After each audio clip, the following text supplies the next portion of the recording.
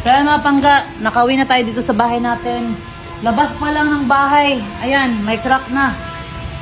Yung fence natin. Tignan nyo naman. Grabe. My goodness.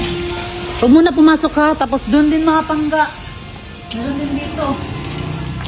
Ayan o. Naswap din yung yung fence natin. Ayan o. Pero sa loob, hindi ko pa alam kung meron. Kamusta ka naman, May? Sobrang kaba kanina, May. Kung alam mo lang talaga, nanginginig na ako. Tapos ako lang mag-isa na iwan sa bahay. Tapos ito pa mga pangga. Buti na lang, hindi masyadong malaki talaga. Pero doon sa kabila, malaki yung hiwa niya. Mga ganito. May, yung lindol na na-experience natin dito, mas malakas pa sa Cebu. Kaya nga. Kasi- 7.6. Sa Cebu, 6.9. Grabe, sana safe yung mga tao talaga dito sa Tagumay.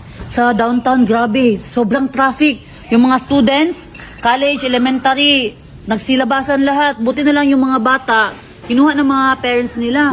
May mga bata din na umiiyak. Grabe. Trauma sa nangyari. Sobrang lakas talaga. Kanina nga, si Abante, gumaganon-ganon na talaga, May.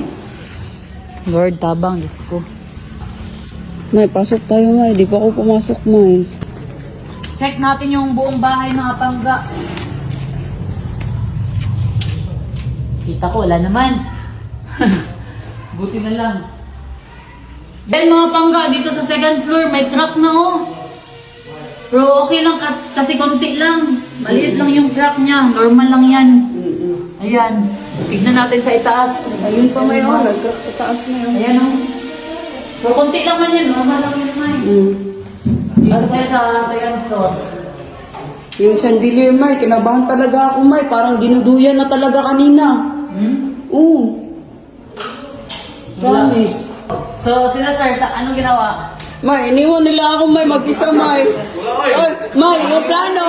May, ipapasok na sana yung isang table. Oh. Tapos, nabigla ako, wala ng tao. Ako na lang mag-isa dito. Hindi pala. Grabe yan. Wala na, ako na lang mag-isa. Dito, wala naman. Sa kwarto na to, wala naman. Dito tayo sa third floor mga pangga. Buti, wala. Walang crack. Madumi lang konti, pero goods naman.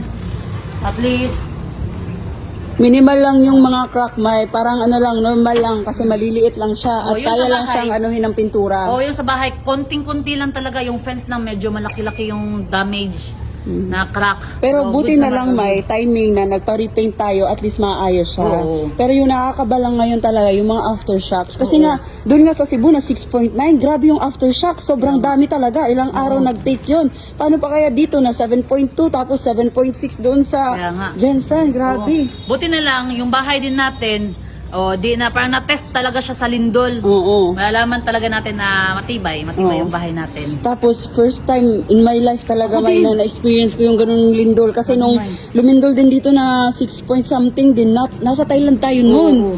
Pero ngayon, 7.2, grabe.